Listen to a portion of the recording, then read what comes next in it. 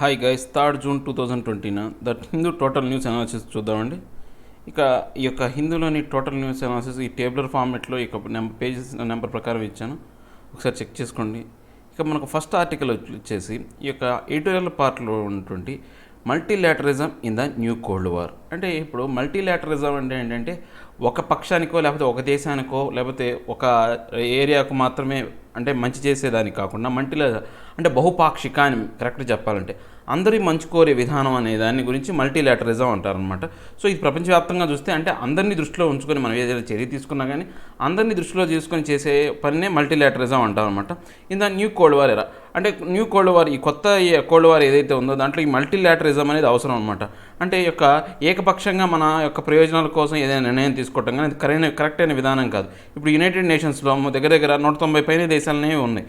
So ఈ యొక్క United nation ఏ decision తీసుకున్నా కానీ పూర్తిగా ఈ యొక్క 190 దేశాలకు ఆమోదయోగ్యమైంది, వాళ్ళకి ఉపయోగపడే విధంగానే ఉంటుందే తప్ప ఓన్లీ ఏదో ఒక దేశాన్ని సపోర్ట్ చేస్తున్నట్టు ఉండదన్నమాట. సో ఈ యొక్క యుఎన్ ఇలాంటి సంస్థలన్నీ కూడా ఈ యొక్క మల్టీలాటరిజాన్ని ఎంకరేజ్ చేస్తూ ఉంటాయి అనమాట. సో దీనికి సంబంధించి నేను ఈ యొక్క అంటే ఈ యొక్క దేని కింద కూడా ఈ యొక్క ఆర్టికల్ ఇంపార్టెంట్ అనేది కూడా లిస్ట్ కూడా ఇచ్చాము, ఒకసారి చెక్ చేసుకోండి. సో ఇక మనం ఆర్టికల్లోకి వస్తే కనుక new cold war 21st century అంటే ఇప్పుడు మనకు కొత్తగా కోల్డ్ వార్ అనేది స్టార్ట్ అయింది. ఇంతకుముందు కోల్డ్ వార్ అనేది ఎవరెవరి మధ్య ఉండేది అంటే యుఎస్కి రష్యాకి ఉండేది. కానీ ఇప్పుడు ఈ కోల్డ్ వార్ అనేది దాని యొక్క ప్లేస్ మారిపోయింది, షిఫ్ట్ అయింది. సో ఇప్పుడు కొత్తగా యుఎస్కి చైనాకి మధ్య ఉండేది. ఇప్పుడు యుఎస్కి చైనాకి మధ్య ఈ యొక్క కోల్డ్ వార్ జరగడం వల్ల ఏమవుతుందంటే ప్రపంచవ్యాప్తంగా రెండు ఎకనామికల్గా ఆర్థికంగా పెద్ద దేశాలైనటువంటి యుఎస్ ఒకటి, నెక్స్ట్ సెకండ్ దేశం అయినటువంటి చైనా, ఈ రెండు కూడా ఇలా ఉండటం వల్ల ప్రపంచంలోని అనేక దేశాలు అనేక రకాలుగా ఇబ్బంది పడుతున్నాయి అనమాట. Non military tensions mainly to prove might in trade and technology mainly between USA and China. అంటే ఇప్పుడు వీటికి ఈ యొక్క కోల్డ్ వార్లో ఎలా ఉంటుందంటే ఎప్పుడూ కూడా ఈ యొక్క మిలిటరీలో పోయి కొట్టుకో, ఎప్పుడు కూడా ఏ దేశానికి సంబంధించిన మిలిటరీ కానీ లేకపోతే వేరే దేశానికి సంబంధించిన మిలిటరీ రెండు యుద్ధానిలో దిగవు. కానీ వాళ్ళు అలా కాకుండా ఏంటి ఈ యొక్క ట్రేడ్లోను టెక్నాలజీలోను ఇలాంటి అంశాల్లో మాత్రం వీళ్ళిద్దరి మధ్య యుద్ధం అనేది నడుస్తూ ఉంటుంది అనమాట. సో ఇప్పుడు యూఎస్కి చైనా కూడా అలానే నడుస్తుంది. Non alignment because an uncertain option. అంటే ఇప్పుడు వీళ్ళిద్దరి మధ్య సరైనటువంటి పొత్తు అనేది లేదు. ఎందుకని ఒక అన్సర్టైన్ ఆప్షన్ ఇద్దరి మధ్య ఏంటి అంటే ఏది ఆధిపత్య పోరాటం జరుగుతుందన్నమాట. India need to benefit from the trade and technology and cannot stay ఎలూఫ్ anymore. అంటే ఇప్పుడు దీనివల్ల ఈ యొక్క విధానం ద్వారా ఏ దేశం లబ్ధి పొందుతుంది అంటే ఈ యొక్క ఇండియా అనేది ఈ యొక్క ట్రేడ్ ద్వారా టెక్నాలజీ ద్వారా లబ్ధి పొందుతున్నమాట. వీళ్ళిద్దరు రెండు దేశాల మధ్య బాగా లబ్ధి పొందే దేశం ఏదంటే ఇండియా. కానీ ఈ యొక్క అంశానికి దూరంగా మాత్రం లేదు, భారతదేశం కూడా ఈ యొక్క అంశానికి ఏది ఈ యొక్క ఈ కోల్డ్ వార్కి దగ్గరలోనే ఉందన్నమాట. ఎలూఫ్ అంటే ఏంటంటే దూరంగా ఉంటున్నాం అనమాట. Having technical superiority in artificial intelligence, cyber and space now determines national security. అంటే ఇప్పుడు మనకు ఎప్పుడైనా సరే ఈ యొక్క ఆర్టిఫిషియల్ ఇంటెలిజెన్స్లో కానీ సైబర్ అంటే ఈ యొక్క సైబర్ అంటే ఏంటి ఈ యొక్క ఆన్లైన్లో జరిగే మోసాలకు సంబంధించి ఈ సైబర్ టెక్నాలజీ సంబంధించి, తర్వాత స్పేస్ అంటే మనకు అంతరిక్షంలో జరిగే అంశాలు ఏవైతే ఉన్నాయో వీటిలో ఎవరైతే సుప్రిమసీ ఉంటారో వాళ్ళకే అంటే నేషనల్ వైడ్గా వాళ్ళకి సెక్యూరిటీ ఉంటుంది అనమాట. అదే ఆ విధానమే వీళ్ళకి సెక్యూరిటీని అందిస్తుంది. సో దీంట్లో అందరూ అందుకోసం ఏం చేస్తున్నారంటే దీని మీద సుప్రిమసీ కోసం ఎక్కువగా పాకులాడుతున్నారనమాట. సో అలా ఉన్న వాళ్ళకి ఏంటి నేషనల్ సెక్యూరిటీ వస్తుంది. అంటే నేషనల్ సెక్యూరిటీ అంటే అంత పెద్ద దేశం మీదకి ఎవరు యుద్ధానికి కానీ కవింపించడానికి కానీ లేకపోతే దాని మీద బలప్రయోగం చేయడానికి కానీ సాహసించరు అనమాట. ఎందుకని అన్ని రంగాల్లో ముందుంది కాబట్టి. సో అందువల్ల దీని మీద ఆధిపత్యం సంపాదించడం కోసం అన్ని దేశాలు పోరాడుతున్నాయి అనమాట. India to stir a new multilateralism in the new cold war scenario. ఇప్పుడు భారతదేశం అనేది ఒక కొత్త మల్టీలాటరలిజంలోనే అంటే బహుపాక్షిక విధానంలోనే మన భారతదేశం అనేది కొత్త విధానాన్ని తీసుకొచ్చిందనమాట. India to craft a global triumvirate that decides across political, economic and other issues in the world. అంటే ఇప్పుడు మన భారతదేశం ఏం చేసిందంటే ఈ గ్లోబల్గా ఈ మల్టీలాటరిజంలో 3 ముఖ్యమైనటువంటి అంశాలు అనమాట. ట్రైమ్-ఓవర్-రేట్ అంటే ఏంటంటే 3 ముఖ్యమైన అంశాలు ఏంటి, ఒకటి పొలిటికల్, తర్వాత ఎకనామిక్ అండ్ మిగతా అన్ని అంశాలను కూడా ఇంకో భాగంగా ఈ 3 భాగాలుగా చేసింది. ఈ ప్రపంచం మొత్తంలో ఉన్నటువంటి ఈ యొక్క అంశాలన్నింటినీ 3 భాగాలుగా విడగొట్టిందనమాట. సో దీంట్లో ఏంటంటే మన భారతదేశం అనేది ఈ యొక్క విధానాల ద్వారా ఈ యొక్క ప్రపంచాన్ని ఈ యొక్క మల్టీలాటరిజంలోకి అనుసంధానం చేయొచ్చు అనే విధంగా తయారు చేసిందనమాట. Opportunities for India. సో ఇలాంటి విధానం వల్ల మన భారతదేశానికి కలిగే అవకాశాలు ఏంటో చూద్దాం. Recently India was elected as the chair of the executive board of WHO. మన భారతదేశం అనేది రీసెంట్గా WHO ఎగ్జిక్యూటివ్ బోర్డుకు సంబంధించి అంటే వరల్డ్ హెల్త్ అథారిటీకి సంబంధించి యొక్క చైర్పర్సన్గా మన భారతదేశం అనేది రీసెంట్గా ఎలెక్ట్ అయిందనమాట. జపాన్ వాళ్ళు వెళ్ళిపోయిన తర్వాత మా ప్లేస్ని చైర్ని ఎవరు సాధించారంటే ఇండియా అనమాట. India to join UNSC in 2021 as it's a non-permanent member and will chair the BRICS summit. అంటే 2021కి వచ్చేసి మన భారతదేశం యునైటెడ్ నేషనల్ సెక్యూరిటీకి సంబంధించి నేషనల్ సెక్యూరిటీ కౌన్సిల్కి సంబంధించి ఇప్పుడు ఏంటంటే ఒక నాన్ పర్మనెంట్ మెంబర్గా 2021లో జాయిన్ అవుతుంది అనమాట. దాంతోపాటు ఈ బ్రిక్స్ సమ్మిట్కి కూడా మన భారతదేశమే అంటే ఒక చైర్పర్సన్ అవుతుంది అనమాట. India to host the G20 in 2022. అంటే మన భారతదేశం అనేది ఈ యొక్క గ్రూప్ ఆఫ్ 20 కంట్రీస్ సంబంధించి G20 మీటింగ్ అనేది రేపు 2022లో మన భారతదేశం ఆతిథ్యం ఇస్తుంది. India is visualized as the part of rise of Asia midst and post కోవిడ్-19 వరల్డ్. అంటే ఇప్పుడు ఏంటి ఈ భారతదేశం అనేది ఇప్పుడు ప్రపంచంలోనే చూడడానికి అందరికీ ఏంటంటే కోవిడ్-19 పీరియడ్లో కోవిడ్-19 తర్వాత పీరియడ్లో ఒక బాగా ఎదిగిన శక్తిగా ప్రబలిన శక్తిగా ఆసియాలోనే ఎదిగిన శక్తిగా, ఎందుకని ప్రపంచ దేశాలకు అత్యంత తక్కువ ఖరీదులోనే మందులను వాటిని సప్లై చేసే దేశం మనది. సో ఈ యొక్క ఏదైతే హెల్త్ అసిస్టెన్స్ కూడా మన భారతదేశమే అందరికీ అందిస్తుంది అనమాట. సో ఈ యొక్క కోవిడ్-19 పీరియడ్ ఎమిడెస్ట్ అంటే కోవిడ్-19 మధ్యలోను, తర్వాత కోవిడ్-19 తర్వాత కూడా భారతదేశమే నెంబర్ 1గా ఉండి ఆసియాలో నెంబర్ 1గా దేశంగా ఎదిగిందనమాట. The India stressed multilateralism too. భారతదేశం అనేది ఇప్పుడు కొత్త విధానం మల్టీలాటరిజంలో కొత్త విధానమే కాకుండా మల్టీలాటరిజాన్ని కూడా బాగా దాని మీద ఎక్కువ కూడా ప్రెజర్ చేస్తుందన్నమాట. Set a new inclusive global model or global order based on the principles of humanity, fairness and equality. So ఇప్పుడు మనకు గ్లోబల్గా ఏంటి యొక్క మోడల్ గ్లోబల్ ఆర్డర్ రావాలి, ఏ బేసిస్ మీద రావాలంటే ఈ యొక్క మానవత్వం, తర్వాత ఫెయిర్నెస్ అందరికీ అంటే అనుకూలంగా ఉండాలంటే అందరికీ ఫెయిర్నెస్ అంటే ఏంటి, దేంట్లో మనం కూడా అంటే లోపకారిగా వేరే విషయాలు చేయకుండా అందరికీ కనపడే విధంగా మనం లోపల ఏం చెప్తున్నాం బయట కూడా అలా వ్యవహరించే విధంగా చూడాలన్నమాట. సో అండ్ ఈక్వాలిటీ అందరినీ సమానంగా చూడాలి. ఇలాంటి విధానాలతో మన భారతదేశం ఈ మల్టీలాటరిజం అనేది ప్రమోట్ చేస్తుందన్నమాట. Resolve the clash of values that are shaped industrial revolution and that is shaping to shape digital revolution. అంటే ఇప్పుడు ఇంకేంటి ఈ యొక్క పూర్తిగా ఇండస్ట్రియల్ రివల్యూషన్ సంబంధించి ఈ యొక్క ఏవైతే డిజిటల్ రివల్యూషన్ రావాలో ఇండస్ట్రియల్ అలాంటి సమస్యలు కానీ ఏమైనా క్లాషెస్ కానీ ఉంటే వాటిని తొలగించడానికి మన భారతదేశం ప్రయత్నిస్తుంది అనమాట. ఆర్టిక్యులేటీ benign multilateralism representing large parts of the world and should bring a different and divergent institutions into it's fold. అంటే ఇప్పుడు ఏంటి ఈ యొక్క మల్టీలాటరిజం కింద యొక్క ఎక్కువ భారతదేశంలోని ఎక్కువ భాగాలన్నీ దీన్ని రిప్రజెంట్ చేసే విధంగా దీంట్లో విభిన్నత్వం తీసుకొచ్చి అందరినీ ఒక తాటి కిందకు తీసుకొచ్చే విధంగా మన భారతదేశం ప్రయత్నిస్తుందన్నమాట. Define the world in terms of the peaceful coexistence based on the non interference in the internal affairs of others. అంటే ఇప్పుడు భారతదేశం ఏం చేస్తుందంటే అందరినీ శాంతియుతంగా ఈ యొక్క మల్టీలాటరిజం వైపు తీసుకెళ్లాలి, అందరినీ దీంట్లో కలుపుకొని పోవాలి. కానీ వాళ్ళ యొక్క ఇంటర్ఫేస్ అంటే ఇంటర్నల్ వాటిలో non interface of the internal affairs అంటే వాళ్ళ యొక్క దేశానికి సంబంధించిన అంతర్గత వ్యవహారాల్లో మనం కలగజేసుకోకుండా అందరితో పాటు కలిసిపోయే విధంగా మన భారతదేశం చర్యలు తీసుకుంటుందన్నమాట. Bring a new principles for a trade. అంటే ఇప్పుడు ఈ యొక్క అంటే ఇవన్నీ కూడా ఈ ఆధార్ వర్షన్స్ అనమాట. ఇవన్నీ చెప్పేది కూడా ఆధార్స్ వర్షన్ ప్రకారం. ఇప్పుడు ట్రేడ్ కూడా అంటే కొత్త విధానాలు ఈ యొక్క వ్యాపారంలో కూడా మన భారతదేశం అనేది కొత్త విధానాన్ని తీసుకొచ్చింది అనమాట. Should reject the trade role of WTO that has created intellectual property monopolies to declare public health, crop research, renewable energy and batteries, artificial intelligence as a global public goods. అంటే మన భారతదేశం ఏంటంటే WTO వరల్డ్ ట్రేడ్ ఆర్గనైజేషన్ అనేది WTO అనేది ఏం చేసిందంటే ఒక trade rules అనేది ఒకటి ఉందన్నమాట. ఈ వ్యాపార ప్రకారం ఏంటి అంటే మోనోపలి వస్తుంది. దేనికంటే ఇంటలెక్చువల్ ప్రాపర్టీ అంటే మనం ఆల్రెడీ ఇంతకుముందు కూడా డిస్కస్ చేసాం. ఇంటలెక్చువల్ ప్రాపర్టీ అంటే ఏం లేదు, ఇప్పుడు నేను అన్నాను కొత్త వస్తువును కనిపెట్టాను అనుకోండి, అది నా తెలివితేటలు మేధాశక్తితో కనిపెట్టాను కాబట్టి దాన్ని ఎన్ని వస్తువు తయారు చేసినా కానీ దాని మీద యొక్క పేటెంట్ రైట్స్ అనేవి నావే ఉంటాయి. అలాంటి వస్తువుని ఎవరు కూడా కాపీ కొట్టడం కానీ చేయడానికి వీల్లేదు. ఎవరైనా కొట్టినా కానీ వాళ్ళు శిక్షార్హులు అనమాట. సో అలాంటి అంశాలు మన భారతదేశం వ్యతిరేకిస్తుంది అనమాట. అంటే ఈ యొక్క ఇంటలెక్చువల్ ప్రాపర్టీ మీద మోనోపలిని తీసివేయాలని చెప్పేసి మన భారతదేశం వ్యతిరేకిస్తుంది అనమాట. ఎలాంటి అంశాల్లో ఈ యొక్క ఇంటలెక్చువల్ ప్రాపర్టీని ఎత్తేయాలంటే పబ్లిక్ హెల్త్ సంబంధించి ఇప్పుడు ఆరోగ్యానికి సంబంధించి ఏదైనా మెడిసిన్ తయారు చేశారనుకోండి, దాని మీద మోనోపలి ఉండకూడదు. ఇంటలెక్చువల్ ప్రాపర్టీ అని చెప్పేసి ఈ యొక్క మందు నేనే తయారు చేస్తానంటే వాడు ఎంత రేటు పెడితే అంత కొనుక్కోవాలి. తర్వాత క్రాప్ రీసెర్చ్ పంటల్లో మనకి ఏదైనా రీసెర్చ్ చేసి బాగా ఎక్కువగా ఈల్డింగ్ ఇచ్చే పంటలు ఏమైనా వచ్చినాయి అనుకోండి, వాటికి సంబంధించి కూడా ఈ యొక్క మోనోపలి ఉండకూడదు. తర్వాత రెన్యూవబుల్ ఎనర్జీ అంటే ఇప్పుడు సోలార్ ఎనర్జీ కావచ్చు, లేదా విండ్ ఎనర్జీ కావచ్చు, టైడల్ ఎనర్జీ కావచ్చు.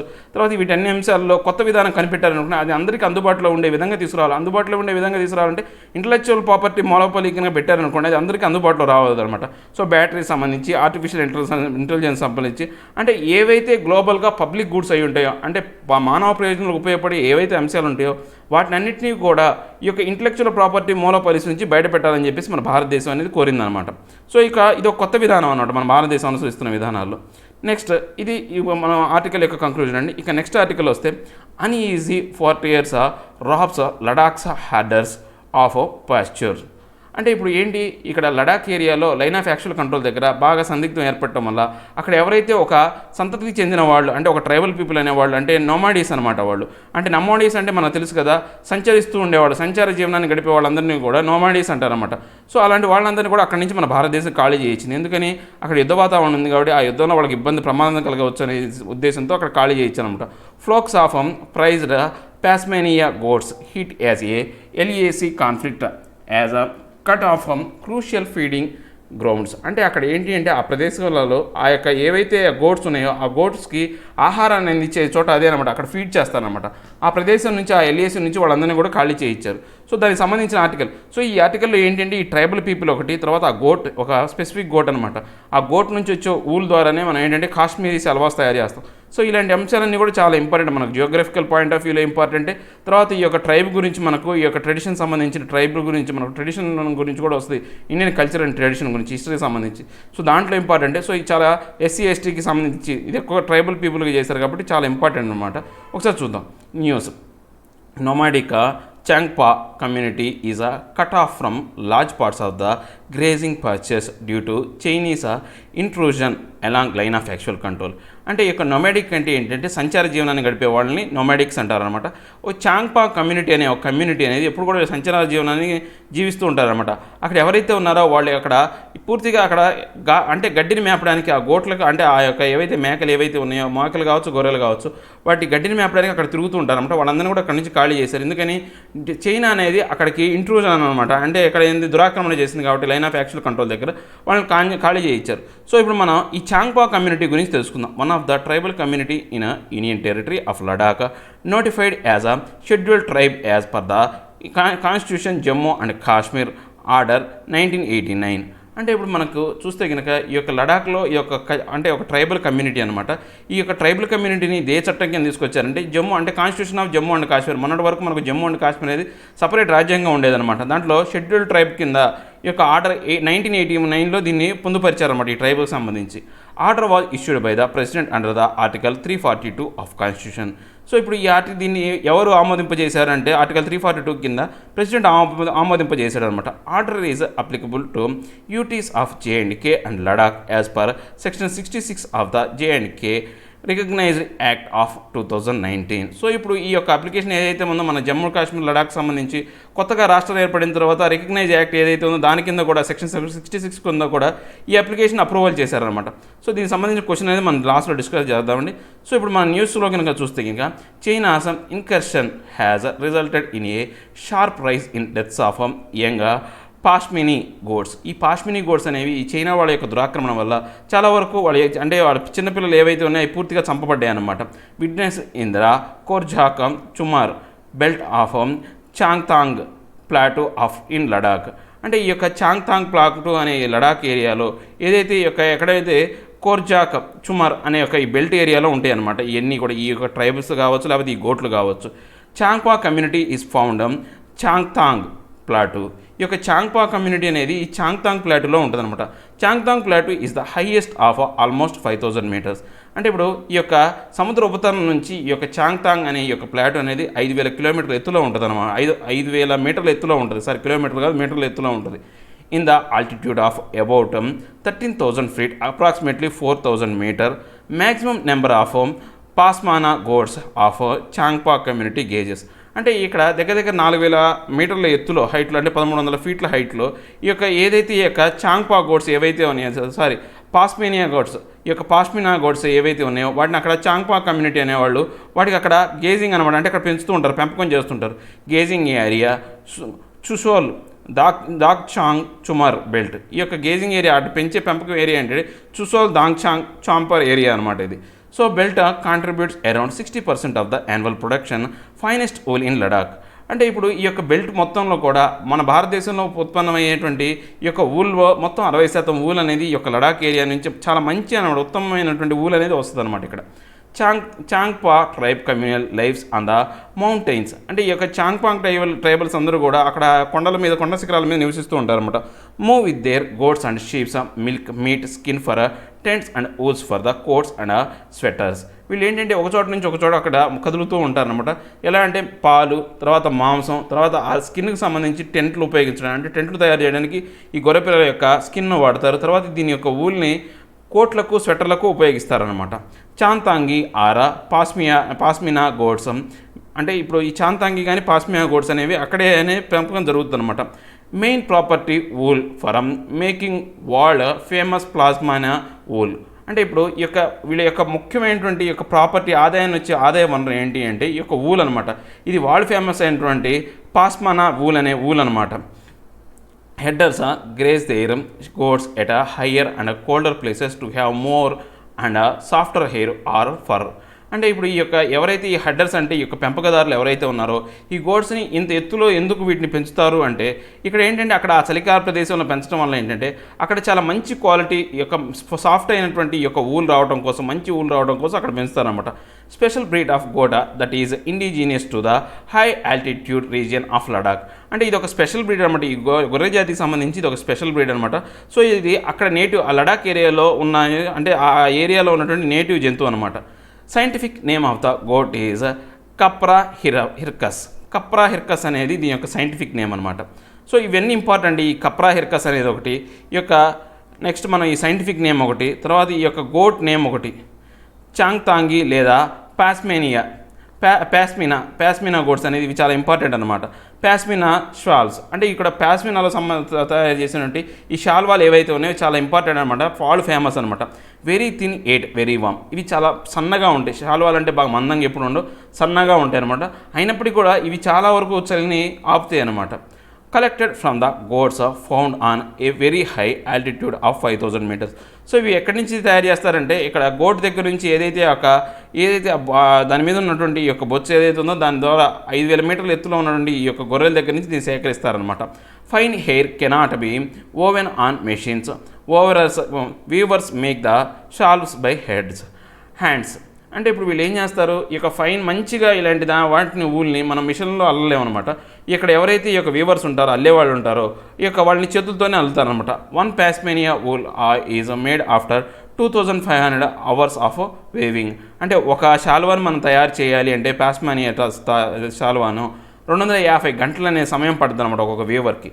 సో ఈ యొక్క పాస్మేనియా శాల్వాని ఏమంటామంటే కాశ్మీర్ శాల్వాస్ అంటాం, చూసారా? అవే ఫేమస్ అనమాట. మన ప్రపంచవ్యాప్తంగా ఫేమస్ అయ్యే పేరు ఏంటంటే కాశ్మీరీ శాల్వాస్ అంటాం. అవి దీనికి సంబంధించింది. Next scripting a new narrative for Covid control.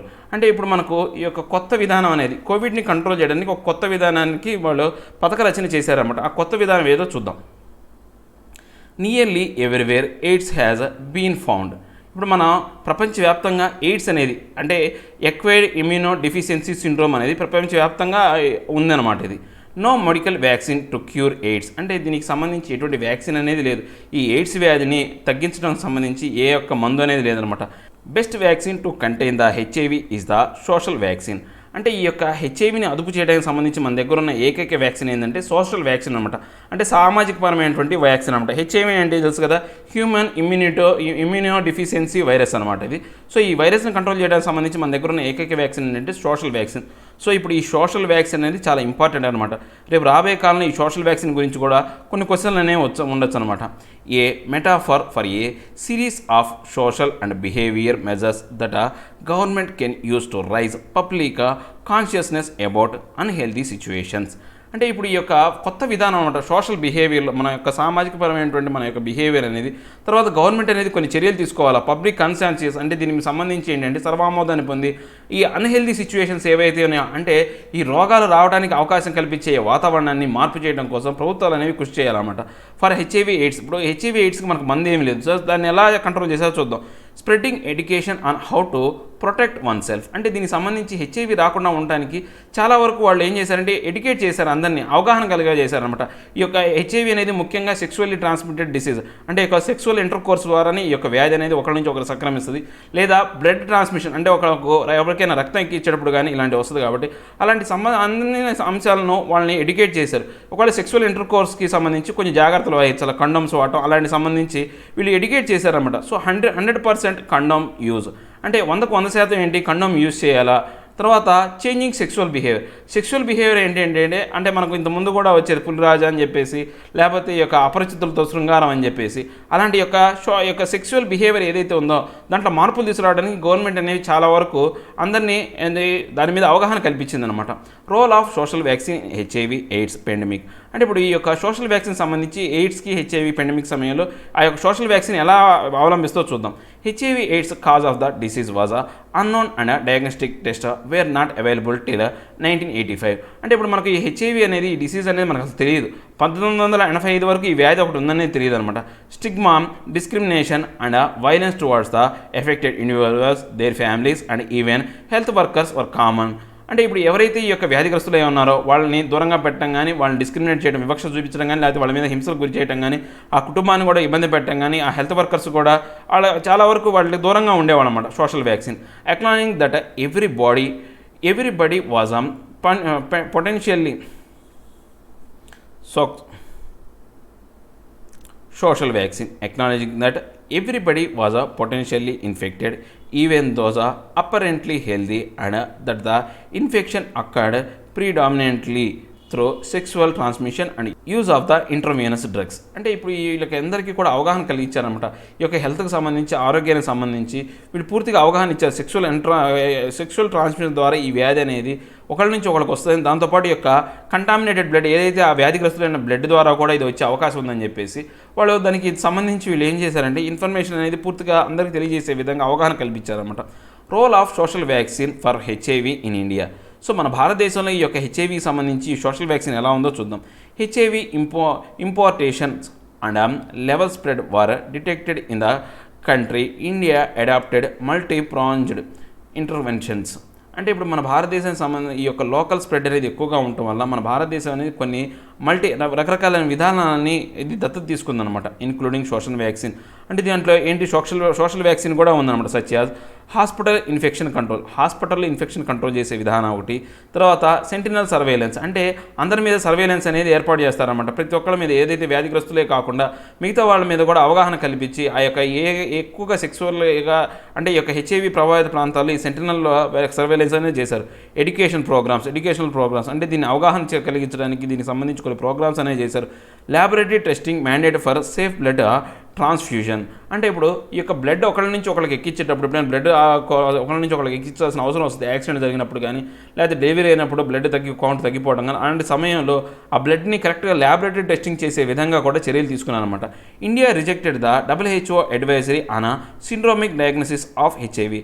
India ఏంటంటే వరల్డ్ హెల్త్ ఆర్గనైజేషన్ ఏదైతే చెప్పిందో, అంటే ఎవరికైతే లక్షణాలు కనపడ్డాయో వాళ్ళకే టెస్ట్ చేయమనే ఒక విధానాన్ని చెప్పిందనమాట. కానీ ఈ యొక్క హెచ్ఐవిలో వాళ్ళు ఏం చేశారంటే ఆ యొక్క విధానాన్ని దూరంగా పెట్టారనమాట. అలా కాకుండా ప్రతి ఒక్కరికి అంటే ఎక్కువగా శాంపుల్ టెస్టింగ్ అనేవి ఎక్కువగా చేశారనమాట. How the social vaccine works addresses barriers and facilitators of the behaviour change attitudinal social culture and economic. So ఇప్పుడు ఏంటి ఈ యొక్క మనకు అవరోధాలన్నింటినీ కూడా వాళ్ళు అడ్రస్ చేశారు. సో దీనివల్ల ఏమైంది, బిహేవియరల్ చేంజ్ వచ్చింది. సో వాళ్ళ యొక్క యాటిట్యూడ్, వాళ్ళ యొక్క విధానం అనేది సోషల్గా, కల్చరల్గా, ఎకనామిక్గా అంతా మారిపోయిందనమాట. Supplements information, education and communication, IEC with targeted social and behavioral change communication, SBCC strategies. అంటే ఇప్పుడు ఏంటి ఒక అంటే సప్లిమెంట్స్ ఇన్ఫర్మేషన్ అంటే అందరికీ సరైనటువంటి ఇన్ఫర్మేషన్ ఇచ్చారు, ఎడ్యుకేట్ చేశారు వాళ్ళని. తర్వాత ఇది కమ్యూనికేషన్, ఒకళ్ళ నుంచి ఒకరికి కమ్యూనికేషన్ దీనికి సంబంధించి చెప్పారు. దాంతోపాటు ఇంకా targeted social and behavioral change communication అంటే సామాజికంగా, తర్వాత ఈ యొక్క మానసికపరమైనటువంటి ఈ బిహేవియర్లో కూడా మార్పులు తీసుకొచ్చే విధంగా వీళ్ళు చర్యలు తీసుకున్నారన్నమాట. Empowers the people to revisit unhealthy practices, increase resilience and foster advisory for change. అంటే ఇంకా ఏంటి, ఈ యొక్క పాపులేషన్ సంబంధించి ఈ యొక్క అన్హెల్దీ ప్రాక్టీసెస్ ఏవైతే ఉన్నాయో, అంటే అనారోగ్యకారకమైనటువంటి ఈ యొక్క విధానాలకు సంబంధించి వాళ్ళు ఏంటి, వాళ్ళకి బాగా ఎక్కువగా వాళ్ళకి అవగాహన కల్పించి అవి చేయనీయకుండా చూశారన్నమాట. దాంట్లో మార్పులు తీసుకొచ్చే విధంగా చర్యలు తీసుకున్నారన్నమాట. Social vaccine for COVID-19. ఇప్పుడు మనం సోషల్ వ్యాక్సిన్ సంబంధించి అంటే ఇప్పుడు COVID-19 కూడా మనం వ్యాక్సిన్ కనుగొనలేకపోతున్నాం కాబట్టి దానికి కూడా మనం ఏం చేయాలా, ఒక ఇలాంటి సోషల్ వ్యాక్సిన్ని మనం ఉపయోగించుకోవాలన్నమాట. Still no biomedical vaccine for COVID-19. ఇప్పుడు ఇంతవరకు ఈ COVID-19 సంబంధించి ఎటువంటి వ్యాక్సిన్ అనేది లేదు. Only way to prevent the spread of disease is by changing people's behaviour. So ఈ యొక్క వ్యాధిని మనం అరికట్టాలంటే మనం ఏం చేయాలంటే ఈ యొక్క జనాల యొక్క బిహేవియర్లో మార్పులు తీసుకోవాలి, వాళ్ళ అవలంబించే విధానంలో మార్పులు తీసుకోవాలన్నమాట.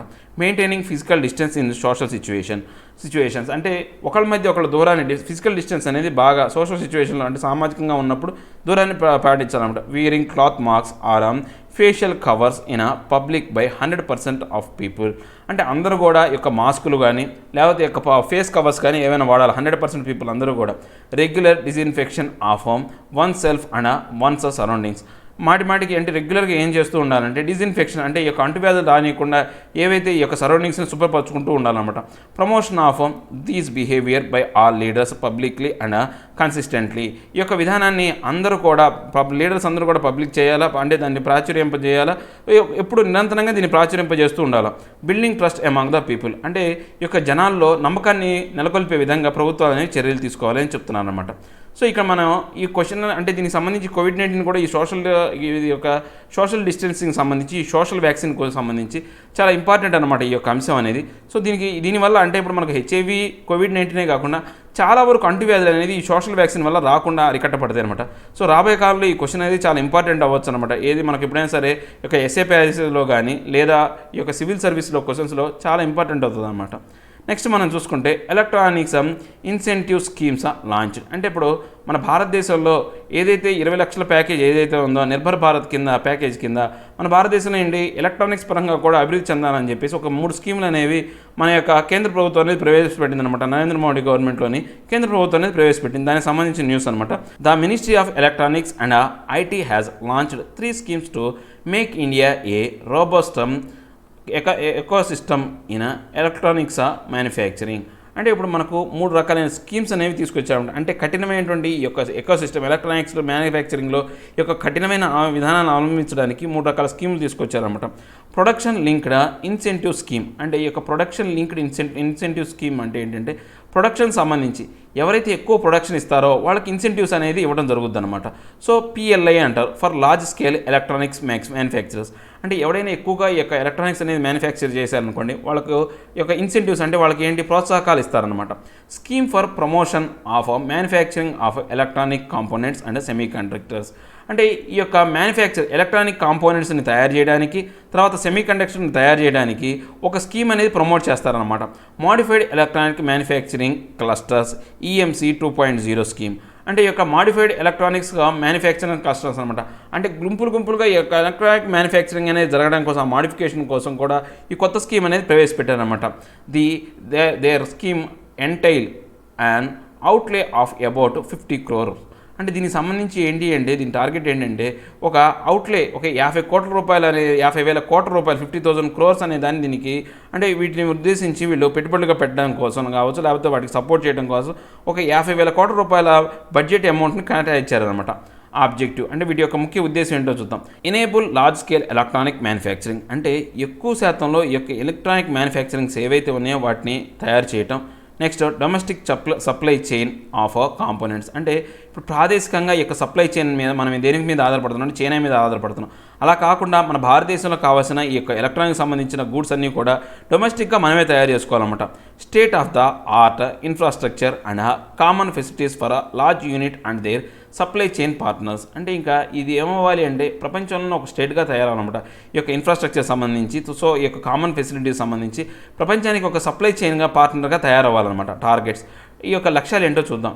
To attract substantial investments increase production of mobile phones and their components to around ₹10 lakh crore by 2025 అంటే ఇప్పుడు ఏంటి యొక్క పెట్టుబడుల్ని మనం ఆకర్షించాలా దాంతోపాటు ఏంటంటే ప్రొడక్షన్ ఇంక్రీజ్ చేసి మొబైల్ ఫోన్ అనేవి తయారు చేసి వాటికి సంబంధించిన కాంపౌండ్స్ అనేవి తయారు చేసి దగ్గర 10 లక్షల కోట్ల రూపాయలు అనేది అమౌంట్ అనేది విధంగా అంటే అంత వాల్యూ వచ్చే విధంగా ఈ యొక్క ప్రొడక్షన్ అనేది ఉండాలన్నమాట. ఇప్పటికి 2025కి generate around 5 lakh direct and 15 lakh indirect jobs దీనివల్ల ఒక 5 లక్షల వరకు ఈ యొక్క డైరెక్ట్ ఉద్యోగాలు ఒక 15 లక్షల వరకు ఇండైరెక్ట్ జాబ్స్ అనేవి ఏర్పాటు చేసే విధంగా చూడాలన్నమాట.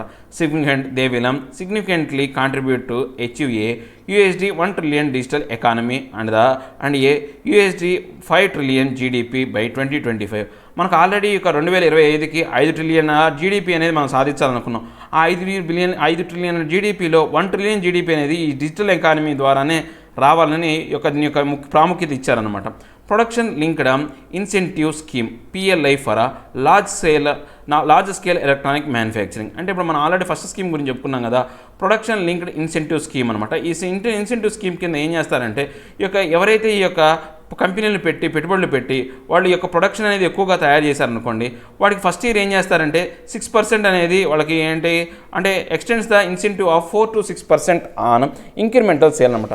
అంటే వాళ్ళకు ఇంక్రిమెంటల్ సేల్ ప్రకారం వాళ్ళకి ఆ యొక్క సబ్సిడీ అనేది ఇవ్వడం జరుగుతుంది అనమాట. సో దాని ప్రకారం ఏంటంటే ఫస్ట్ ఇయర్లో కనుక చూసామనుకోండి వాళ్ళకి ఒక 4% అనేది, సెకండ్ ఇయర్లో 5%, థర్డ్ ఇయర్లో ఇంకా 6% అలా పెంచుకుంటూ పోతారనమాట. అంటే అప్పుడు 4 to 6% వరకు టాప్లో పెట్టి వాళ్ళకి ఇన్సెంటివ్స్ ఇస్తారనమాట. Will be given to eligible companies for a period of 5 years subsequent to the base year. అంటే ఇప్పుడు ఎలా ఇస్తారంటే బేస్ మొత్తం 5 సంవత్సరాల పాటు వీళ్ళకి సబ్సిక్వెంట్గా వీళ్ళకి ఈ యొక్క ఇస్తారనమాట. సో ఫస్ట్ బేస్ ఇయర్ని మనం దృష్టిలో పెట్టుకొని ఫస్ట్ ఇయర్ ఏం చేస్తారు 4% అనేది ఇస్తారు. సెకండ్ ఇయర్ ఏం చేస్తారు నెక్స్ట్ సెకండ్ అండ్ థర్డ్ ఇయర్స్కి సంబంధించి ఒక 5%. నెక్స్ట్ లాస్ట్ ఇయర్ 2 years చూసుకుంటే కనుక ఈ యొక్క 6% అనేది అలా ఒక సబ్సిక్వెంట్గా వస్తూ ఉంటారనమాట. Scheme for promotion of manufacturing of electronic components and semi conductors. ఈ సెమీ కండక్టర్స్ సంబంధించి దీని యొక్క ఏమేందో చూద్దాం. To strengthen the electronic manufacturing economic ecosystem in India by promoting domestic manufacturing of electronic components and semi conductors. అంటే మన భారతదేశంలో ప్రాదేశికంగా ఈ యొక్క ఎలక్ట్రానిక్ కాంపోనెంట్స్ కావచ్చు లేదా సెమీ కండక్టర్స్ తయారు చేయడమే వాటి ప్రమోట్ చేయడమే ఈ యొక్క స్కీమ్ యొక్క ముఖ్య ఉద్దేశం అనమాట. Provides financial incentive of 25% on capital expenditure of the identified list of the electronics goods. అంటే ఈ యొక్క identified list of electronic goods మీద 20% వరకు వీళ్ళు ఏంటంటే ఇన్సెంటివ్ అనేది ఇస్తారనమాట. For electronic components and semi conduct displayed fabrication units. So తర్వాత assembly test making and packaging units. అంటే మనం వాటిని అసెంబ్లీ చేయాలా, టెస్ట్ చేయాలా, తర్వాత మార్కింగ్ చేయాలా, తో ప్యాకింగ్ చేయాలి, ఇవన్నీ చేసే యూనిట్ కూడా ఏర్పాటు చేస్తారనమాట. Specialized sub accessible and capital goods for manufacture of aforesaid goods. అంటే ఇప్పుడు ఏవైతే స్పెషలైజ్డ్ గూడ్స్ ఉన్నాయో అంటే ఈ యొక్క అంత్య ఉత్పత్తుకాలకు కావాల్సిన వాటికి ప్రాథమికమైనటువంటి ముడి వస్తువులు కావచ్చు లేకపోతే ప్రాథమికమైనటువంటి వస్తువులన్నింటినీ కూడా ఈ యొక్క మ్యానుఫ్యాక్చర్ చేయడమే దీని యొక్క ముఖ్య ఉద్దేశం అనమాట. Next modified electronics manufacturing clusters. అంటే దీని యొక్క ఏమేంటో చూద్దాం. అంటే EMC 2.0 స్కీమ్ సంబంధించి to offset the disabilities faced by industries for quality infrastructure and to develop a robust electronics manufacture ecosystem in the country. So దీని యొక్క ఏంటి అంటే మనకి ఏవైతే డిజేబిలిటీస్ ఉన్నాయో క్వాలిటీ ఇన్ఫ్రాస్ట్రక్చర్ సంబంధించి ఏవైతే అవరోధకాలు ఉన్నాయో వాటన్నిటిని తొలగించడం కోసం ఈ యొక్క కొత్త కఠినమైనటువంటి ఈ యొక్క ఎలక్ట్రానిక్ మ్యానుఫ్యాక్చర్ ఎకోసిస్టమ్ విధానాన్ని మనం అవలంబించాలన్నమాట. Provide support for creation of world class infrastructure along with common facilities and amenities. అంటే ఇప్పుడు మనం ఏం చేయాలి మంచి సపోర్ట్ని కలిగజేసే విధంగా ఉండాలంట. అంటే వరల్డ్ క్లాస్ ఇన్ఫ్రాస్ట్రక్చర్ సరిపోయే విధంగా కామన్ ఫెసిలిటీస్ ఏవైతే ఉన్నాయో అంటే ఆ పోటీకి నిలబడే విధంగా ఏవైతే ఉన్నాయో వాటన్నింటి తయారు చేయడానికి మనం సపోర్ట్ ఇవ్వాలన్నమాట. Such as ready built factory RBF sheds and plug and play facilities. అంటే రెడీ బిల్డ్ అనమాట. అంటే వాళ్ళకు అవసరానికి సరిపోయే విధంగా అంటే ఆ యొక్క వస్తువులను తీసుకొని వాళ్ళు డైరెక్ట్గా ప్రొడక్ట్ తయారు చేసుకునే విధంగా మన యొక్క ఏవైతే ముడి సరుకులు కావచ్చు లేకపోతే ఈ యొక్క స్పేర్ పార్ట్స్ అనే వాటిని మనం తయారు చేయాలన్నమాట. To fortify the linkage between the domestic and international market by strengthening supply chain responsiveness consolidation of supplies decreased time to time market lower logistic cost etcetera. So వీటితో పాటు ఇంకా ఏంటి సరైనటువంటి ఈ యొక్క ఫోర్టిఫికేషన్ అనేది చేయాలి, ఫోర్టిఫై చేయాలి. దీనికి సంబంధించి అన్ని రకాలైనటువంటి సప్లై చేయడం కానీ స్ట్రెంగ్తన్ చేయడం కానీ వాటికి సంబంధించిన ఈ యొక్క సప్లై చైన్కి సంబంధించిన రెస్పాన్సివ్స్ కానీ వీటన్నిటిని మనం బలోపేతం చేసే విధంగా ఈ యొక్క స్కీమ్ అనేది ఉపయోగపడుతుంది అనమాట. సో దీనికి సంబంధించి మనకి కొన్ని ఇంపార్టెంట్ స్కీమ్స్ అనేవి ఉన్నాయన్నమాట. అవేవో చూద్దాం. National policy and electronics 2019 2019. Next modified special incentive package scheme MSIPS. Next launched in 2012 to attract investment in electronic manufacturing. థర్డ్ది వచ్చేసి కనుక electronics manufacturing cluster scheme notified in 2012 aim to provide support for creation of world class infrastructure for attracting investment in the electronic system design and manufacturing. So దీని యొక్క ఏమేంటి infrastructure అన్నమాట. ప్రపంచానికి సరిపోయేంత world class infrastructure అనే దాన్ని ఏర్పాటు చేసి అందరి యొక్క పెట్టుబడులను దానికి సంబంధించి ఈ యొక్క అంత్య ఉత్పత్తులు కొనడానికి వాళ్ళని అట్రాక్ట్ చేసే విధంగా ఈ యొక్క విధానం అనేది ఉంటుందన్నమాట.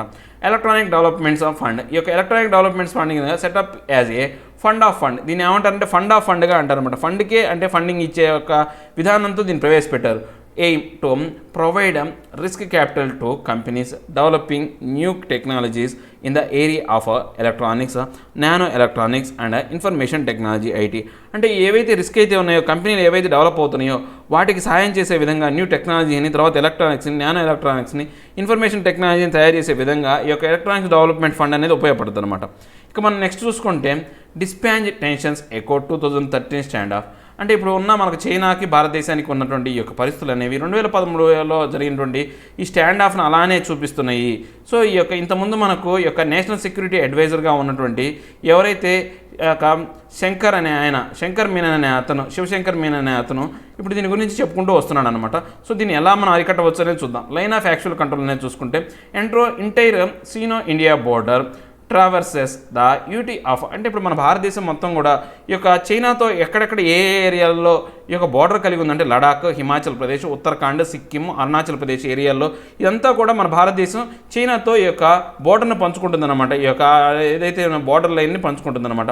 ఎల్ఏసి అనే లైన్ అనేది మనం ఇప్పుడు చెప్పుకుంటున్నామే చూసారా, అది ఎవరు కూడా ఆమోదించిన లైన్ ఏం కాదు, ఇద్దరు ఆమోదం ఉన్న లైన్ ఏం కాదు. ఏదో మనం లైన్ ఆఫ్ యాక్చువల్ కంట్రోల్ అంటున్నాం కానీ ఇప్పుడు అనేది ఎప్పుడు జరిగింది కాదు. కానీ ఇప్పుడు ప్రజెంట్ మనకు జరుగుతున్నటువంటి ఈ యొక్క వివాదం అనేది లడాఖ్లోను, సిక్కిం ఏరియాలోనూ ముఖ్యంగా ఎక్కువగా ప్రభావం ఉందన్నమాట. సెవెరల్ పాయింట్స్ అనమాట. లడాఖ్లో కొన్ని పాయింట్స్, సిక్కింలోని కొన్ని పాయింట్స్ అనమాట. సో ఇప్పుడు మన చైనా యొక్క ఆర్మీ ప్రకారం చూసుకుంటే ఈ యొక్క ఈ ఏరియా ఒకటి ఉంది చూడండి, ఇక్కడ డాప్సాంగ్ అనే ఏరియా. ఈ డాప్సాంగ్ అనే ఏరియాలో ఈ యొక్క చైనీస్ ట్రూప్ సంబంధించినటువంటి ఏవైనా సరే ఈ యొక్క ఆయుధాలు కావచ్చు, ఆ చైనా యొక్క ట్రూప్స్ అందరూ కూడా ఇక్కడ ఏర్పాటు చేయబడ్డారనమాట. సో ఇది యాక్చువల్గా ఈ యొక్క ఏరియా అనేది మన భారతదేశ లడాఖ్లోని భాగంగా అయినప్పటికీ కూడా చైనా ఆక్రమణలో ఉందన్నమాట. సో ఇండియా ఏం క్లెయిమ్ చేస్తుంది, ఈ యొక్క డాప్సాంగ్ బ్లాంజ్ అనే ఈ యొక్క ఏరియాని మందే అంటుంది, కానీ చైనా మాత్రం దాని మీద ఆక్రమణ గురి చేసిందనమాట. సో దీనికి సంబంధించి దీంట్లో ప్రాబ్లం ఏంటంటే ఈ డాప్సాంగ్ ప్లేన్స్ అనేది one of the few plains in the western sector where light armor vehicles can maneuver. అంటే ఇప్పుడు ఇక్కడ ఏంటంటే ఈ యొక్క లైట్ ఆర్మర్ వెహికల్స్ అనేవి అక్కడ ఏర్పాటు చేయడానికి అవకాశం ఉన్న ప్రదేశం అనమాట ఈ యొక్క డెస్పాంగ్ అనే ఏరియా. సో ఈ యొక్క ఏరియా అనేది చాలా ఇంపార్టెంట్ అనమాట.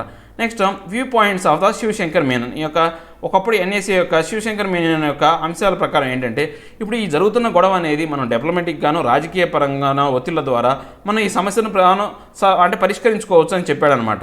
సో ఇండియా అనేది 2 రకాలైనటువంటి స్ట్రాటజీలను అవలంబించాలి. India should insist China to move back from the current stand off point.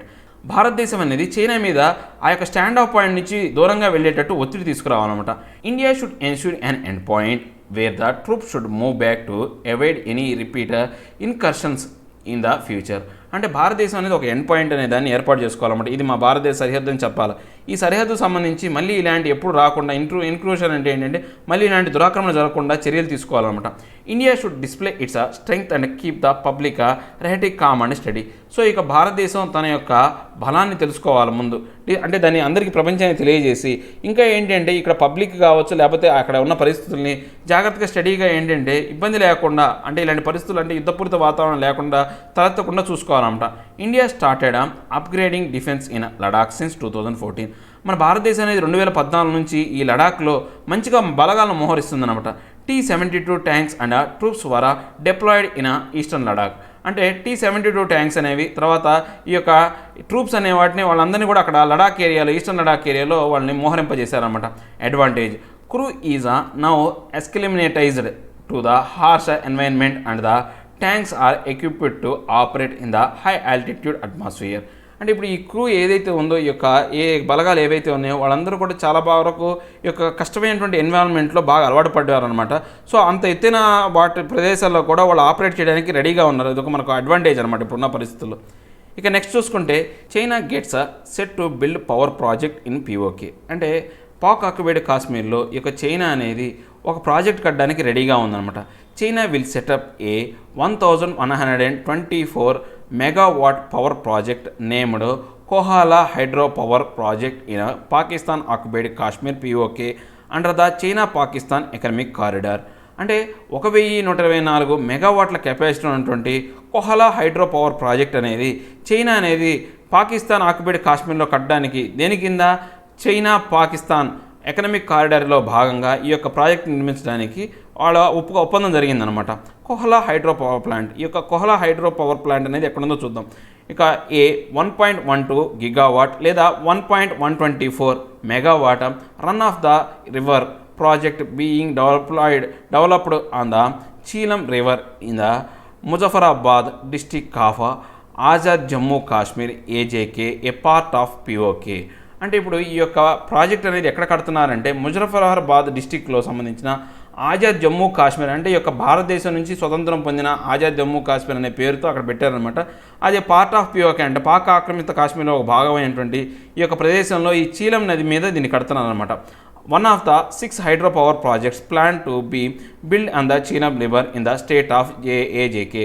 అంటే ఇప్పుడు 6 కట్టాలనుకున్న వాటిలో ఇది ఒకటి అనమాట. Being developed under CPEC. అంటే దీన్ని దేంట్లో భాగంగా కడుతున్నారంటే చైనా పాకిస్తాన్ ఎకనామిక్ కారిడార్లో భాగంగా దీన్ని నిర్మిస్తున్నారనమాట. బెల్ట్ అండ్ రోడ్ ఇనిషియేటివ్స్ అంటే ఇప్పుడు చైనాను తర్వాత పాకిస్తాన్ అనేది ఒక బిల్డింగ్ అండ్ రోడ్ ఇనిషియేటివ్ అనేదాన్ని ఒకదాన్ని ఏర్పాటు చేసిందనమాట. సో చైనా నుంచి ఈ యొక్క యూరేషియాకి తర్వాత ఆఫ్రికా దేశాలకు ఇంతకుముందు సిల్క్ రూట్ అనేది ఉందన్నమాట. ఆ సిల్క్ రూట్ను పునరుద్ధరించడం అనే ఉద్దేశంతో వీళ్ళు ఏం చేశారంటే ఒక రూట్ అనేదాన్ని అంటే పాకిస్తాన్ నుంచి ఆ రూట్ అనేది వెళ్తుంది అనమాట. ఆ రూట్ అనేది మన భారతదేశంలో పాక్ ఆక్యుపైడ్ కాశ్మీర్ నుంచి కూడా వెళ్తుంది అనమాట కొంత భాగంలో. సో దానికి సంబంధించి ఈ యొక్క ఏరియాని ఏమంటారంటే దీన్ని ఏమంటారంటే బీఆర్ఐ అంటారు. ఈ బీఆర్ఐ అంటాం దీన్ని. బీఆర్ఐ అంటే ఏంటి? బెల్ట్ అండ్ రోడ్ ఇనిషియేటివ్ అనమాట. అంటే ఈ బెల్ట్ దేనికి సంబంధించిన రోడ్డుకి సంబంధించిన ఇనిషియేటివ్ అనమాట. సో ఇది జాయిన్ చేస్తారనమాట. మన దేన్ని ముఖ్యంగా చూడండి పాక్ ఆక్యుపైడ్ కాశ్మీర్లోంచి ఇది వెళ్తుంది అనమాట. సో దీని యొక్క ముఖ్య ఉద్దేశం ఏంటి అంటే ఈ యొక్క రోడ్లను తర్వాత రైల్వే మార్గాలని నిర్మించడమే దీని యొక్క బీఆర్ఐ యొక్క ముఖ్య ఉద్దేశం అనమాట. అంటే ఈ యొక్క ఏవైతే ఆ బెల్ట్కి సంబంధించి పూర్తిగా రోడ్లు కానీ రైళ్లు కానీ ప్రయాణాలు కానీ ఈ ప్రాజెక్ట్ అంతా కూడా ఈ ఇన్ఫ్రాస్ట్రక్చర్లో భాగమైపోద్ది అనమాట, బెల్ట్ అండ్ రోడ్ ఇనిషియేటివ్ సంబంధించి.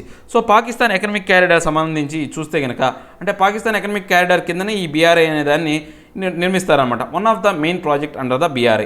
ఈ యొక్క పాకిస్తాన్ ఎకనామిక్ క్యారిడార్ అనేది ఈ యొక్క బీఆర్ఐలో ఒక అంతర్భాగం అనమాట. ఈ యొక్క మెయిన్ ప్రాజెక్ట్ అనమాట. ఇది దగ్గర పాకిస్తాన్లో 3000 కిలోమీటర్ల లాంగ్ అయినటువంటి రోడ్ అనేది ఉందన్నమాట.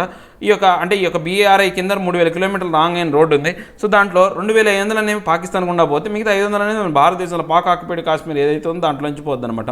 Will connect Xinjiang autonomous region of China with the Gwadar port located in south western region of Pakistan. So ఇది ఎట్లా అంటే పాకిస్తాన్లో ఉన్నటువంటి ఈ యొక్క జీజియాంగ్ అటానమస్ ఏరియాలో నుంచి ఈ యొక్క గ్వాడ్వర్ పోర్ట్ అనేది ఇక్కడ చూడండి, ఇక్కడ మనకు అరేబియన్ సీలో ఉన్నటువంటి ఈ గ్వాడ్వర్ పోర్ట్కి డైరెక్ట్గా ఈ లింకేజ్ ద్వారా అనేది రోడ్డు మార్గం అనేది నిర్మించబడుతుంది. చూడండి ఇక్కడ ఈ పాక్ ఆక్యుపైడ్ కాశ్మీర్లో కూడా ఈ యొక్క రోడ్ అనేది పోతుందన్నమాట. సో మనం కనుక నెక్స్ట్ కన్నా చూస్తే కనుక the economic corridor will include the development highways railways and pipe lines in Pakistan. అంటే ఇప్పుడు వీళ్ళు ఏంటి ఇక హైవేలు కావచ్చు రైల్వేస్ కావచ్చు పైప్ లైన్స్ అంటే ఈ గ్యాస్ కానీ పెట్రోలియం సంబంధించిన పైప్ లైన్స్ అనేవి పాకిస్తాన్ నుంచి వచ్చే విధంగా చూస్తారన్నమాట. India has sovereignty concerns over the proposed corridor since it passes through POK. So భారతదేశం ఏంటి దీని యొక్క సార్వభౌమత్వాధికారానికి సంబంధించి కొన్ని ఆందోళనలు చెప్తున్న వల్ల, ఎందుకని ఇది మన భారతదేశంలోని పాక్ ఆక్యుపైడ్ కాశ్మీర్ నుంచి వెళ్తుంది కాబట్టి దీనికి అభ్యంతరాలు వ్యక్తం చేస్తుంది మన భారతదేశం అనేది.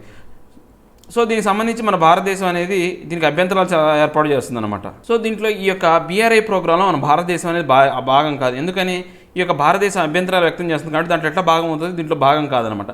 ఇక మన నెక్స్ట్ ఆర్టికల్ చూస్తే కనుక నేచురల్ రబ్బర్ సెక్టార్ అనే స్టిక్కీ వికెట్. అంటే ఇప్పుడు ఈ యొక్క కోవిడ్-19 కారణంగా ఈ రబ్బర్ సెక్టార్ అనేది చాలా వరకు దెబ్బతిన్నదనమాట. సో ఇప్పుడు ఈ కోవిడ్-19 తర్వాత పరిస్థితుల్లో ఇలానే కంటిన్యూ అయితే ఈ రబ్బర్ అనేది పూర్తిగా దెబ్బతింటుంది. ఆల్రెడీ మనం ఈ రబ్బర్ గురించి ఆల్రెడీ మాట్లాడుకున్నాం. రబ్బర్ అనేది 9 లాక్ మెట్రిక్ టన్ అనేది మనకు ప్రొడక్షన్ అనేది ఉంది. ఆ యొక్క లాస్ట్ ఇయర్ ఏమైంది 11.4 మెట్రిక్ టన్స్ పెరిగింది. ఫస్ట్ టైం అనేది ప్రొడక్షన్ అనేది పెరిగిపోయింది. ఏది మన యొక్క కన్జంప్షన్ కన్నా ప్రొడక్షన్ ఎరిగిపోయిందని చెప్పేసి మనం చూసామన్నమాట. కోవిడ్-19 pandemic severely impacted the operations of the automotive sector and related industries. ఈ యొక్క కోవిడ్-19 కారణంగా ఏంటంటే ఆటోమోటివ్ సెక్టార్స్ ఏవైతే ఉన్నాయో ఒక వాహన రంగం అనేది బాగా దెబ్బతిన్నదనమాట. సో ఆ రంగం అనేది నడవకుండా ఆగిపోయిందనమాట. Consumption of the natural rubber falling destructively అంటే ఇప్పుడు ఏంటి ఈ యొక్క రబ్బర్ వాడకం అనేది పూర్తిగా తగ్గిపోయింది. Total requirements of the natural rubber by domestic tyre manufacture will fall 9 lakh metric tons this are physical. అంటే ఈ యొక్క మెట్రిక్ టన్స్ ఏవైతే ఉన్నాయో వీటి వాడకం కన్జంప్షన్ అనేది 9 లక్షల మెట్రిక్ టన్ను పడిపోయిందనమాట. లాస్ట్ ఇయర్ ఏమైందంటే 11.4 మెట్రిక్ టన్స్ అనే వాడకం ఉందన్నమాట. Price and the market recovery of India natural rubber sector depends on economic rebound in the next 3 quarters. అంటే మన భారతదేశంలో ఈ రబ్బర్ సెక్టర్ సంబంధించి ఈ యొక్క రేట్లు కావచ్చు లేకపోతే ఈ యొక్క సెక్టర్ మళ్ళీ తిరిగి పునరుద్ధరించుకోవాలంటే రాబోయే 3 quarterలో ఈ యొక్క మంచి అంటే అభివృద్ధి అనేది ఉండాలి. అలా కనుక లేకపోతే ఈ సెక్టర్ అనేది పూర్తిగా పడిపోద్ది అనమాట. ఇక దీనికి సంబంధించినటువంటి ఈ యొక్క ఈరోజు మనం డిస్కస్ చేసినటువంటి ఈ టాపిక్ సంబంధించి మనం కొన్ని క్వశ్చన్స్ అనేవి మన టాప్ నుంచి చూసుకుంటూ వద్దాం. ఏ క్వశ్చన్స్ ఉన్నాయో ఆ యొక్క ఆన్సర్స్ అనేవి మనం ఫస్ట్ దగ్గర నుంచి ఒకసారి చెక్ చేద్దాం. ప్రీవియస్ క్వశ్చన్స్ 2014 ప్రిలిమ్స్ అనమాట. దీంట్లో చూద్దాం. With reference to the Changpa community of India consider the following statement. ఈ చాంగ్పా కమ్యూనిటీ అనేది మనం ఆల్రెడీ చెప్పుకున్న ఈ లడాఖ్లో ఉన్నటువంటి ఈ యొక్క కమ్యూనిటీ అనేది ఇది జమ్మూ అండ్ కాశ్మీర్ యాక్ట్ సంబంధించి 1989 ప్రకారం దీన్ని ఈ యొక్క ట్రైబల్ కమ్యూనిటీగా చూశారంటే ట్రైబల్గా అంటే షెడ్యూల్ ట్రైబ్గా దీనిలో భాగం చేశారనమాట. They live mainly in the states of Uttarakhand. So ఇది రాంగ్. ఇది ఉత్తరాఖండ్లో కాదు, లడాక్ ఏరియాలో ఉంటారనమాట వీళ్ళు. They rear the pashmina goats that yield a fine wool. ఇది correct option. They are kept in category of scheduled tribes. Yes, వీళ్ళని షెడ్యూల్డ్ ట్రైబ్గా పెట్టారు. So option is 2 and 3. ఇక మనం నెక్స్ట్ క్వశ్చన్ చూస్తే first question consider the following. Reason ఇచ్చాడు, dispute between ఇచ్చాడు. అంటే ఇప్పుడు మనకు ప్రాంతం ఇచ్చాడు, ఆ ప్రాంతానికి సంబంధించి ఏ దేశాల మధ్య గొడవ ఉందో చూద్దాం. నెక్స్ట్ ప్యాంగాంగ్ టిసో. ఈ ప్యాంగాంగ్ టిసో అనే ఏరియా అనేది ఎవరెవరికి మధ్య ఉందంటే ఇండియా అనే చైనాకు ఉంది. ఎస్, కరెక్టే. ఇది ఈ ప్యాంగాంగ్ టిసో అనేది మనకు లడాక్ ఏరియాలో ఉన్నది కాబట్టి ఇది కరెక్టే. Next Kalapani region. ఈ కాలాపానీ రీజియన్ అనేది ఇండియా అండ్ నేపాల్కి మనం మామూలుగా మన వార్తల్లో చూస్తున్నాం అనమాట. నెక్స్ట్ ఇదేంటి, నెక్స్ట్ డాప్సాంగ్ ప్లేన్స్ అనేవి. ఈ డాప్సాంగ్ ప్లేన్స్ అనేవి కూడా లడాక్ ఏరియాలో ఉంటాయి అనమాట. ఆల్రెడీ ఇక్కడికి చైనా బలగాలను మోహరించింది అని చెప్పేసాం. సో ఇది ఇండియా అండ్ పాకిస్తాన్ సంబంధించినటువంటి ఈ యొక్క బార్డర్ డిస్ప్యూట్ కాదనమాట. ఇది ఇండియాకి చైనాకి సంబంధించింది. ఇక్కడికి వచ్చేసి చైనా వస్తుంది పాకిస్తాన్ బదులు. సో అప్పుడు రైట్ ఆప్షన్ అనమాట. సో కరెక్ట్గా మ్యాచ్ ఏమేమి ఉన్నాయంటే 1 and 2 మాత్రమే ఉన్నాయి కరెక్ట్గా మ్యాచ్ అని. Consider the following statement with reference to belt and road initiative often seen in news. అంటే బీఆర్ఐ కింద బెల్ట్ అండ్ రోడ్ ఇనిషియేటివ్ కింద మనం కొన్ని న్యూస్ అనేది ఈ మధ్య మనం ఆఫెన్గా చూస్తూ ఉన్నాం, తరచుగా చూస్తూ ఉన్నాం అనమాట. దానికి సంబంధించి కొన్ని స్టేట్మెంట్ ఇచ్చాడు, చూద్దాం. It is a transcontinental passage that links China with South East Asia, Central Asia, Russia, Europe and North America. అంటే ఇప్పుడు ఏంటి, ఇది చైనాను తర్వాత సౌత్ ఈస్ట్ ఏషియా. అంటే సౌత్ ఈస్ట్ ఏషియా అంటే మన ఆసియా ఖండంలో ఉన్నటువంటి సౌత్ ఈస్ట్ ఏషియా అంటే ఈ పాకిస్తాన్ తర్వాత ఏదైతే ఉందో భూభాగం అంతా కూడా సౌత్ ఈస్ట్ ఏషియా అంటాం. నెక్స్ట్ సౌత్ ఏషియా సంబంధించి ఇరాన్, ఇరాక్ ఏరియాలను ఇదంతా కూడా ఒకప్పుడు సిల్క్ రూట్ అనమాట. నెక్స్ట్ సెంట్రల్ ఆసియాకి సంబంధించి ఈ మంగోలియా అవన్నీ కూడా వస్తాయి అన్నమాట, రష్యాకి సంబంధించి. సో రష్యాను కూడా కలుపుతుంది. తర్వాత నెక్స్ట్ యూరోప్ను కలుపుతుంది. ఈ రష్యా అనేది కొంత ఆసియా ఖండంలో ఉంటుంది, కొంత యూరోప్ ఖండంలో ఉంటుంది కాబట్టి రష్యాని యూరోప్ను కూడా కలుపుతుంది. నార్త్ అమెరికాని మాత్రం కలపదు. ఇది ఈ యొక్క రోడ్ ఇనిషియేటివ్ బీఆర్ఐ అనేది ఈ సిల్క్ రూట్లో నార్త్ అమెరికా అనేది ఎప్పుడు ఉండదు. నార్త్ అమెరికా చాలా దూరంలో ఉంటుంది అనమాట. సో ఈ నార్త్ అమెరికా అనేది దీనికి సంబంధం లేదు. సో ఇది కలుపుతుంది అన్నారు కాబట్టి ఇదేంటి, ఇది రాంగ్ స్టేట్మెంట్. ఈ statement is wrong. India has recently joined the belt and road initiative. మన భారతదేశం అనేది ఈ యొక్క బీఆర్ఐలో రీసెంట్గా జాయిన్ అయింది అన్నాడు.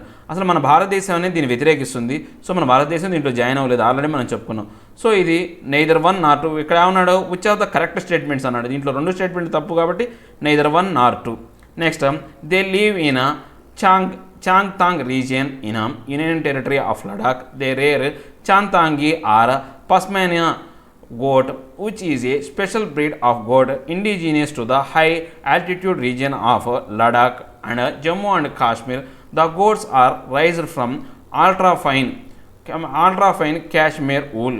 అంటే ఇక కాశ్మీర్ వూల్ అనే దాన్ని ఎక్కువగా తయారు చేస్తామంట. Known as pashmina once woven.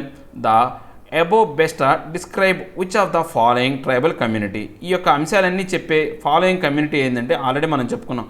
ఈ యొక్క చాంగ్పాంగ్ కమ్యూనిటీ అనే దాని గురించి మనం ఆల్రెడీ మాట్లాడుకున్నాం. దీని గురించి కూడా మనం ఒక న్యూస్ కూడా చదువుకున్నాం అన్నమాట. ఈ చాంగ్పాంగ్ కమ్యూనిటీకి సంబంధించిన వాళ్ళు అక్కడ ఖాళీ చేయిస్తున్నారని చెప్పేసి. ఇది త్రిపురలో ఉన్నటువంటి కమ్యూనిటీ అనమాట. అంటే వీళ్ళందరూ కూడా అంతరించిపోతున్న కమ్యూనిటీ అనమాట ఈ త్రిపురకు సంబంధించి. సో ఇది దీనికి సంబంధించి ఇది రాజస్థాన్కి సంబంధించిన కమ్యూనిటీ. ఇది కూడా రాజస్థాన్లో అంతరించిపోతున్నాం. ఇది ఉత్తరాఖండ్కి సంబంధించింది అనమాట.